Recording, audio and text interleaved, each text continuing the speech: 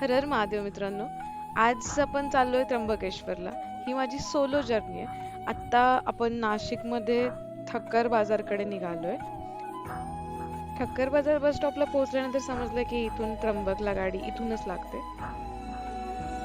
बस स्टॉपवरून दर 30 मिनिटला गाडी लागते त्र्यंबकसाठी. सो इथून फक्त 39 रुपीज तिकीटमध्ये तुम्ही नाशिकवरून त्र्यंबक पोहोचाल. आणि नॉन AC बस घेतली तर 26 रुपीजमध्ये होऊन जाईल. इथूनचा प्रवास खूप सुखद होता. आणि नंतर जेव्हा त्र्यंबकमध्ये पोहोचले तिथून हॉटेलपर्यंत जायला काही ऑटो वगैरे नाही भेटलं, कारण उबेरला तिकडे रिक्वेस्ट ॲक्सेप्ट नाही होत. शेवटी मी पोहोचले त्र्यंबकमध्ये. हॉटेलमध्ये चेक इन करून थोडंसं फ्रेश होऊन निघते मंदिरात दर्शनासाठी. आज मंदिरात जाण्यासाठी ठरवलं होतं काहीतरी वेगळं, साडी वगैरे घालून मस्त आवरून जाऊयात, कारण की हे अनुभव परत परत नाही आहेत.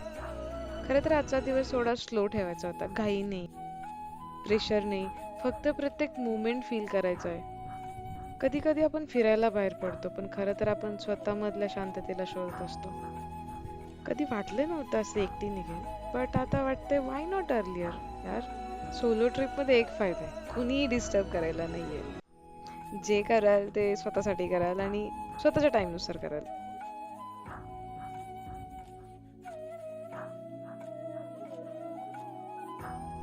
ये आय एम रेडी.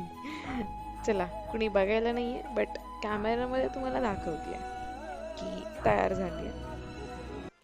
चलो, थोडं फिट चेक करून घेऊया आणि निघूयात. साडीमध्ये थोडंसं वेगळंच फिलिंग येतं, ट्रॅडिशनल प्लस स्पिरिच्युअल. आता मी निघाली आहे मंदिराकडे. पण मंदिरात प्रवेश केल्यानंतरची फिलिंग, लाईक इथली एनर्जी शब्दात सांगणं कठीण आहे.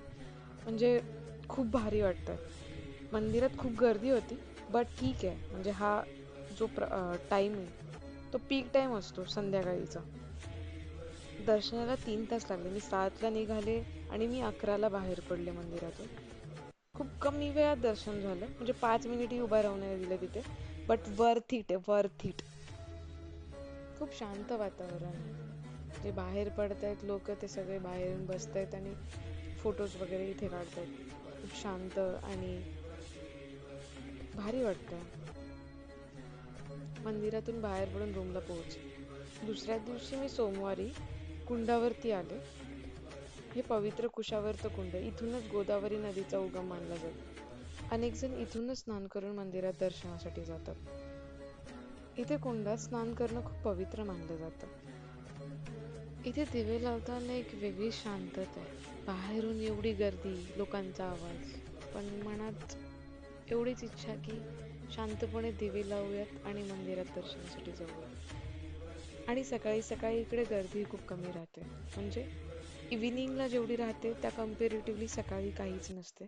सकाळी लवकर आलात तर हा टाइम बेस्ट आहे. कुंडावरून मंदिरात आले. कुंडावरून साधारणतः अर्धा किलोमीटर मंदिर आहे. सो वॉकिंग डिस्टन्सवरती आहे. मंदिरात दर्शन घेतलं.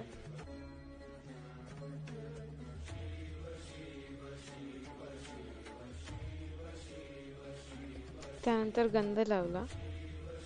युजली आपण मंदिरात आल्यानंतर ते करणं गरजेचं आहे. सो गंध लावल्यानंतर मी रिटर्न आले Pune. And thank you for watching guys. Thank you so much.